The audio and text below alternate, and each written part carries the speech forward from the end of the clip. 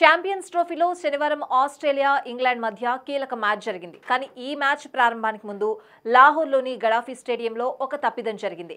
నిజానికి ఆస్ట్రేలియా జాతీయ గీతానికి బదులుగా భారత జాతీయ గీతాన్ని పొరపాటున ప్లే చేశారు. ఈ సంఘటన పాకిస్తాన్లో లాహోర్లోని గడాఫీ స్టేడియంలో జరిగింది.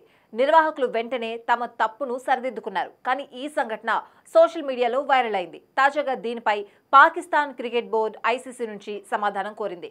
ఈ సంఘటనపై స్పష్టమైన వివరణ ఇవ్వాలని కోరుతూ పీసీబీ ఐసీసీకి లేఖ పంపినట్లు సమాచారం.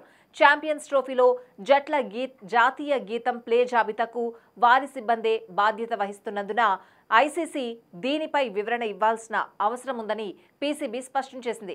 భారత్ పాకిస్తాన్లో ఆడడం లేదు కాబట్టి వారి ప్లే జాబితాలో పొరపాటున భారత జాతీయ గీతం ఎలా ప్లే అయిందో అర్థం చేసుకోవడం కష్టమని పీసీబీ వర్గాలు వెల్లడించాయి.